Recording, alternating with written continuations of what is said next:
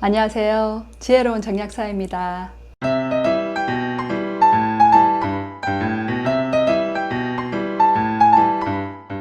날씨가 더워지면 땀이 나는 것은 자연스러운 현상이죠.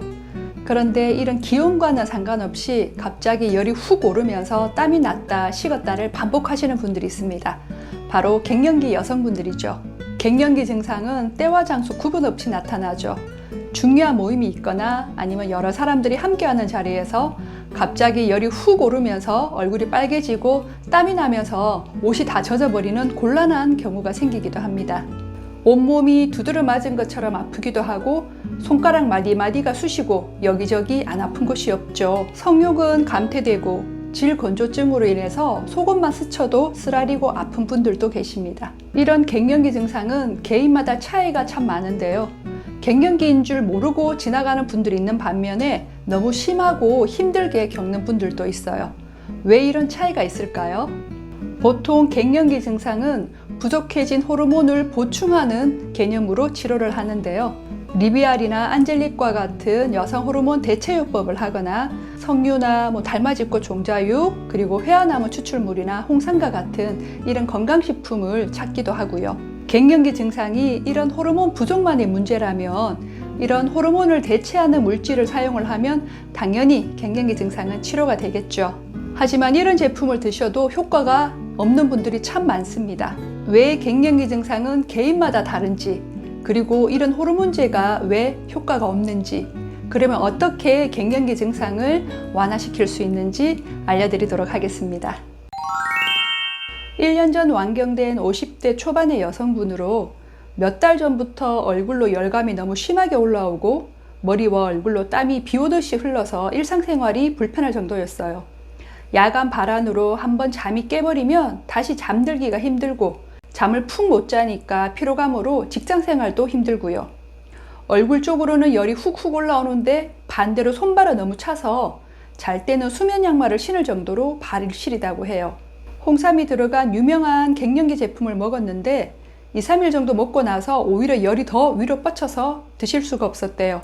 그리고 석류로 바꿔서 석 달 정도 드셨는데 큰 효과를 못 보셔서 저희 약국을 방문을 하셨습니다. 영양요법을 하시면서 이런 상열감과 땀이 많이 줄어들고 그리고 밤에 잠을 좀 주무실 수 있게 되었습니다. 그리고 이런 수족냉증도 개선이 되고 무엇보다 짜증이 많이 줄어드니까 삶의 질이 좋아지셨어요. 갱년기 하면 에스트로겐이 감소하면서 생긴다고 알고 계시죠? 물론 에스트로겐이 감소합니다. 여성 호르몬은 에스트로겐과 프로게스테론 두 가지가 있습니다. 젊었을 때는 이 두 호르몬이 균형을 이루고 있다가 나이가 들면서 이 두 가지 호르몬이 모두 감소를 하는데요. 특히 갱년기가 되면 이 에스트로겐에 비해서 프로게스테론이 상대적으로 훨씬 더 많이 감소를 하고 이 여성 호르몬의 불균형에 의해서 갱년기 증상이 생기게 됩니다.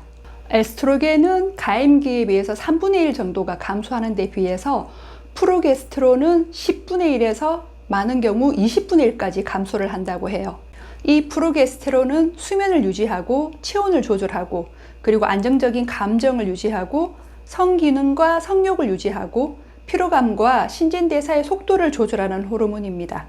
이 호르몬이 부족하면 불면증이 생기고 체온 조절이 안 되어서 열감과 수족냉증이 오고 우울과 불안감 그리고 감정의 기복이 심해지고 성기능과 성욕이 떨어지고 신진대사가 떨어지면서 체중이 증가하고 늘 피곤한 상태가 되는 거죠. 그런데 이 프로게스테론은 스트레스 호르몬인 코티솔과 서로 경쟁 관계에 있습니다. 코티솔이 많아지면 프로게스테론은 상대적으로 적어지는데요. 우리 몸이 스트레스를 받게 되면 이를 해결하기 위해서 코티솔을 더 많이 분비를 시키죠.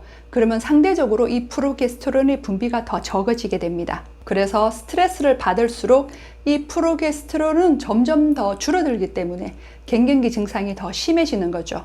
갱년기 증상이 있는 분들은 공통점이 있습니다. 평소 신경 쓸 일이 많고 마음을 끓이면서 살아오셨거나 스트레스에 오랜 기간 노출이 되어 있거나 아니면 근래에 극심한 스트레스를 받았거나 과로나 수면 부족이 일상이신 분들, 그리고 다이어트를 자주 하신 분들이에요. 한마디로 피를 말리면서 살아온 분들이죠. 우리가 스트레스를 받으면 열받는다, 피를 말린다 라고 하죠. 스트레스는 정신적인 것뿐만 아니라 과로나 수면 부족, 그리고 영양 불균형과 같은 육체적인 스트레스도 포함을 합니다.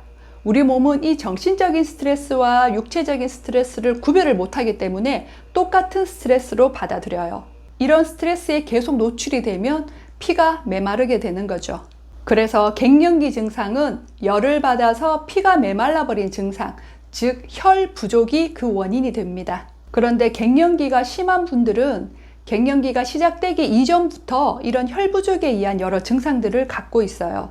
질염이나 생리통, 생리전 증후군, 자궁근종, 그리고 방광염, 야간요, 절박요, 두통, 수면장애, 소화불량, 위염, 역류성 식도염, 변비, 설사, 복부팽만, 이 증상들이 모두 다 혈부족과 관련이 있고 갱년기 있는 분들이 대부분 이런 증상들을 같이 갖고 있습니다. 혈액이 부족하게 되면 손발과 같은 말초로 가는 혈액의 양은 부족하기 때문에 손발이 차가워지고요.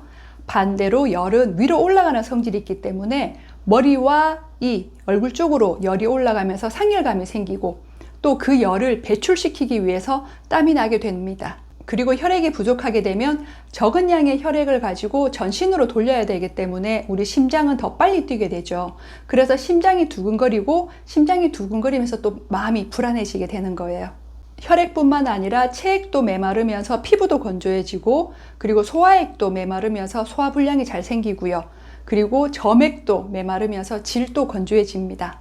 그리고 호르몬은 혈액을 바탕으로 만들어지고 또 혈액을 타고 세포로 이동이 되는데요. 이 혈액이 부족하게 되면 호르몬이 잘 만들어지지도 않을 뿐더러 필요한 장기로 이동하는 것도 힘들어지는 거죠. 즉, 피가 부족하면 호르몬도 부족해지는 겁니다.